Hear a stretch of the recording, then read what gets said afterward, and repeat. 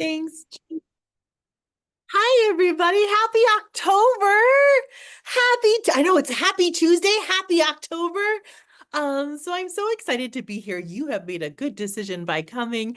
This may be the shortest lunchtime seminar ever, but we will have fun anyway. So I want to give you two things to look at.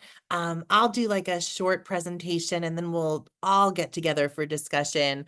I'm going to share my slideshow, but I'm also going to share a decision-making website that colleagues at Hunter and I have created surrounding this topic. So you get like a bunch of freebies today, which is so good. And you even get free access to a decision-making curriculum.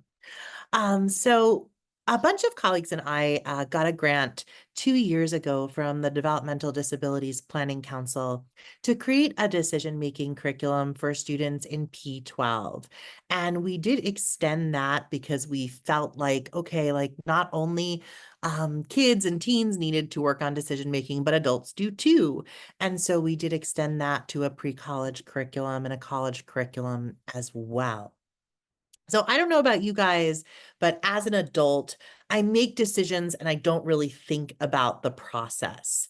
And I think our students make decisions and don't really think about the process because no one tells us how to make decisions. And we don't really think about or dig deep into decision-making steps. We know that decisions are important because they help us prepare our life and our world, but we also, don't really think of frameworks in terms of decision making that often. So our goal with this curriculum was to really create a framework based on literature on how people make decisions, and then go ahead and create a curriculum around this for students at all age and grade levels, as well as bilingual students or emerging English learners. So we have prepared curriculum for each grade band and for bilingual students. So if you go on the website in chat, you can gain access to all the curriculum for free. It's 10 lessons. It's 40 to 45 minutes each. It can be used like parents use it by themselves. It can be used during advisory periods or before or after school programs or part of social emotional learning curriculum. You can use like one part of it, or you could use no parts of it, but it's really interesting. And it's free for use in all New York City and New York State schools, and now has been used internationally. So when you claim your free curriculum, you'll see 4 different curriculums. And if you want the early college one, which is being developed now, just email me and I'll send you the early college one. But you'll see the early childhood, bilingual, and adolescent curriculum. And this was created by a team of us. There are lesson plans, there are slides, there are worksheets. And it uses this guts and go framework, right? Because when we make decisions, it's like guts and go, make your decision. And so when we were researching decision-making steps, there's a whole bunch of literature on how to make decisions. And a lot of that is like, here's 10 steps to make decisions, or here's 9 steps. Part of our challenge as part of the grant was to create sort of this acronym in terms of decision-making that students would remember, but also to take decision-making and make it simpler. So I'm going to pause for a moment because I want us all to think about a decision that we either have made or possibly are making now, and take these guts and go steps and really talk us through, right? So the first step to decision making would be to gather information. The second step is to understand information. The third step is to create that pro and con list, thinking about consequences. The fourth step is seeking out support. We call it SOS because no one makes decisions alone. The fifth step is to really pause and reflect. And when we talk to kids, we say you can do that many ways, right? You can sleep on a decision. You can look out the window. You can just like create a quiet 5 minutes. You can create a quiet hour, right? But just that process of pausing and thinking about decisions and then go make the decision. So what I want us to do is I sort of want us to talk out this framework And I need a brave volunteer to talk out this framework with me. Who's my brave volunteer? Go for it, Jack. I can't shut up even when it's not my turn I to present. love it. So here we Go. go. All right. So what exactly do you want me to do now that I volunteered? Okay. So tell us the decision you're considering making or will make, and let's go through the steps of the decision. Do you want me to model, Jack? Well, no, I'm actually thinking it's like I probably did not use that framework when I just made the decision to volunteer. So I'll just like, Go for it. Go but for it. but all right, actually let me actually just use that because that was a really quick thing, right? I just you just asked, I made a decision, let me volunteer. I don't know that I gathered very much information as much as so I'm not sure that I gathered or understood. I clearly also wasn't even sure what I was volunteering for, so clearly I did not understand the information or think about consequences. Really, I'm a terrible decision maker. I think it's coming very clear.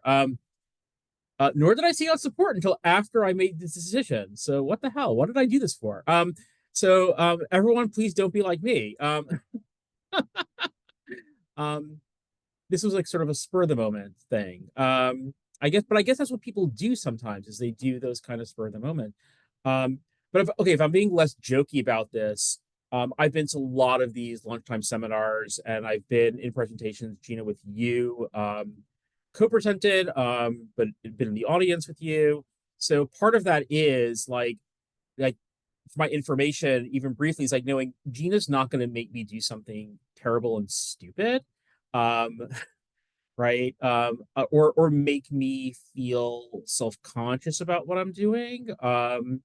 So Even like that little bit of information, like knowing what I know about you, Gina, and I know about this forum. I know that these forum are pretty friendly spaces. So like even if I like am doing something really where I'm actually a bit self-conscious, not that you can necessarily tell, but like I know that like I'm not going to be mocked for it or made to feel bad about it. So I think I do understand.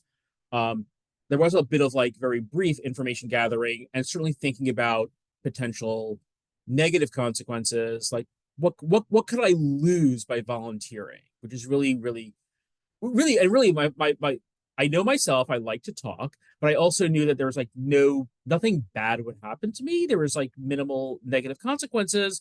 Did I seek out support? Still no, until after I said, like, what do you want me to do? And then it was like a really quick, what the hell? I thought I could, why not? Therefore I did. Um, How'd I do?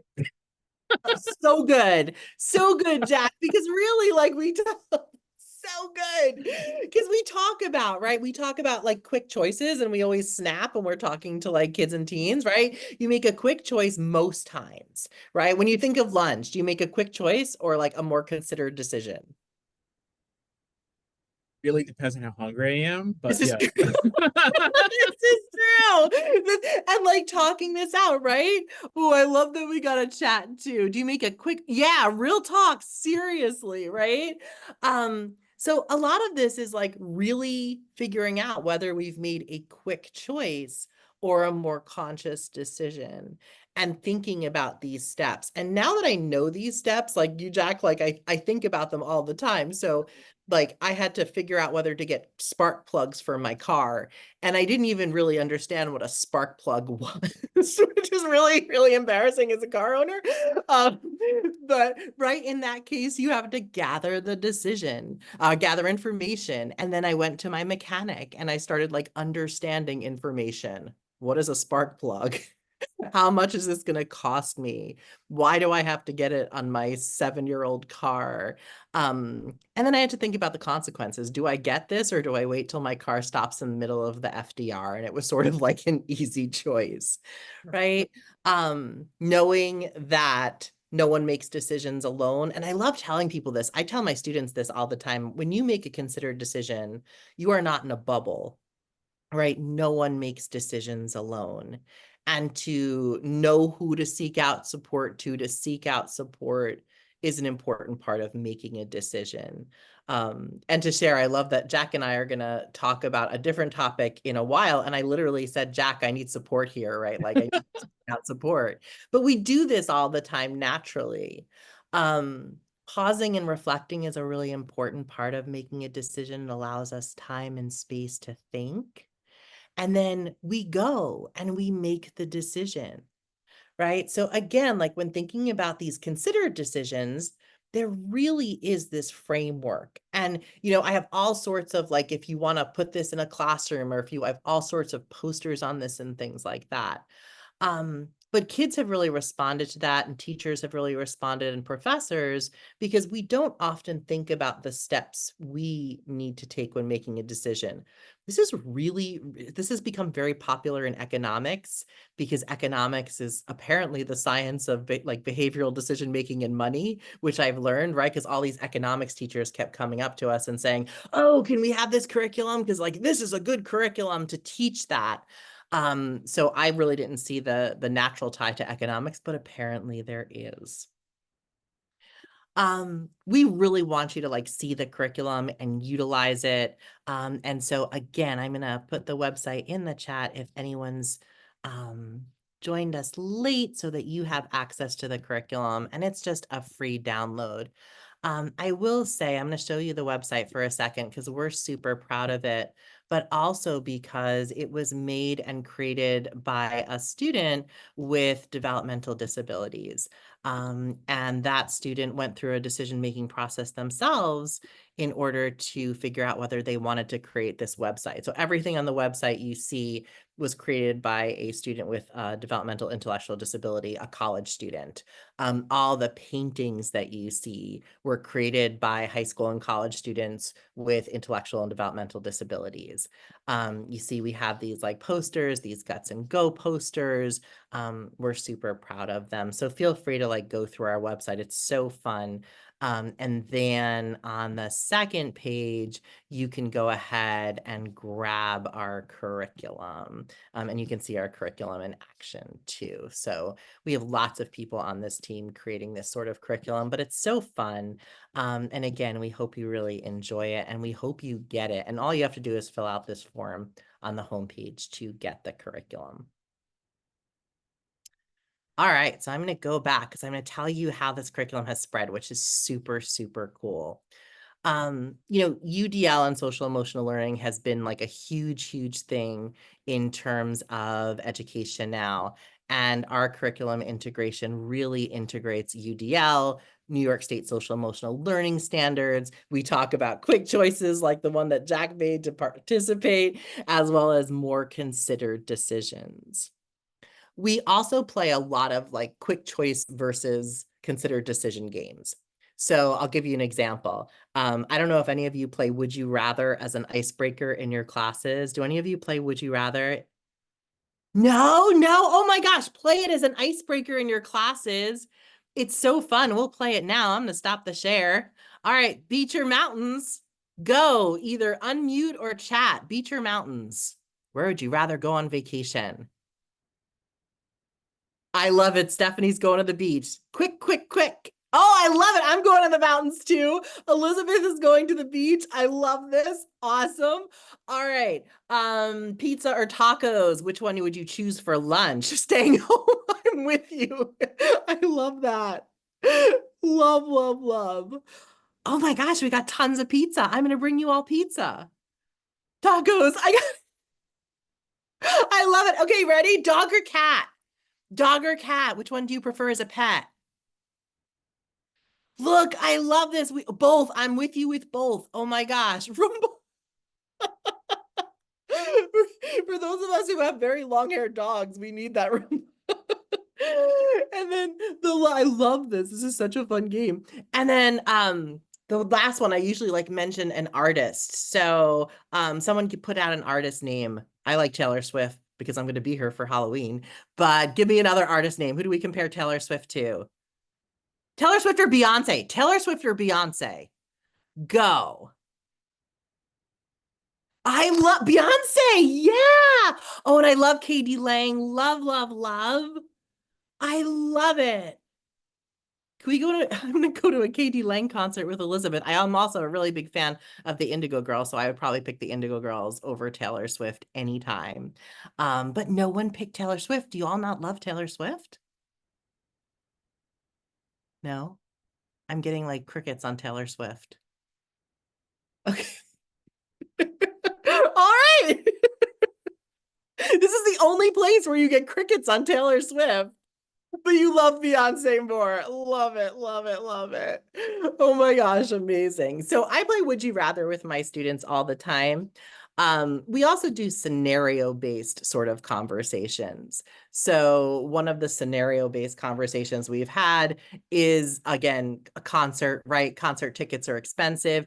Do you go to the concert, the live concert, or do you not? And how do you make that decision? Anyone go to a live concert recently? Live concert? No? No? Yes. Oh, Darlene, I'm going to ask you to unmute. Tell me what live concert and tell me how you made the decision to go. I went to see Maxwell. Yes. And how did you make the decision? My good friend and my goddaughter asked me if I wanted to go. That was Amazing. it. Yeah. It was a quick choice, Darlene. Yeah. Mhm. So good. So good. Yeah. And then some concerts, right? Like Stephanie, Too Much Money. There's like a Sting, Billy Joel, and who else is it? Does anyone know? I saw that and I was like, ooh, do you guys know what I'm talking about? Sting? No. Okay. All right. But anyway, there were these three like great legends, and I saw the ticket price and I was like, yeah, that's it. That's sort of like a no decision. But I play these scenario-based games all the time with my students, and our students really love them, but it's also a great way to break the ice. We also talk about values with regards to decision making and how that might influence people's decisions. So what we do with kids and college students is we have this whole list of like a value sheet, and we ask them to pick 5 of their most important values. And then they go pick them, and then we talk about how decisions are made based on those values. So for example, if anyone was on like a healthy eating journey, what would you choose to eat? And how is that based upon your value of health, right? And not everyone's value is health, right? Not everyone's core value is health. It might be something else, but your values really do influence your decisions. So we talk about that. And then we talk also about just being thoughtful and reflective with regards to decision making, as well as, again, who is going to provide autonomy support for you? Who is going to provide support for your independent decisions? And that's like a big, big, big concept. So that's what we talk about within the curriculum. And then we also have parent and caregiver guides. And again, there's a lot of Hunter people that are involved in this, and they've been really creative and thoughtful in creating these guides. So we created the curriculum, we debuted the website. At first, we were getting like 7, 10 schools that are interested. Now we have 200 schools and colleges. I know, I'm so excited. We're all so excited, impacting almost 5,000 students across New York State, nationally and internationally. And our team also offers like PDs on decision making, as well as facilitating intrinsic motivation.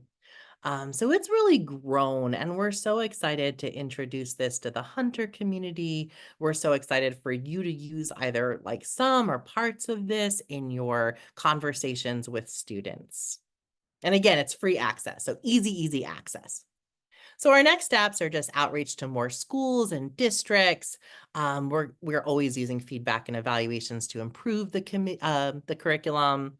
We are creating videos on decision making. So film and media, we need you.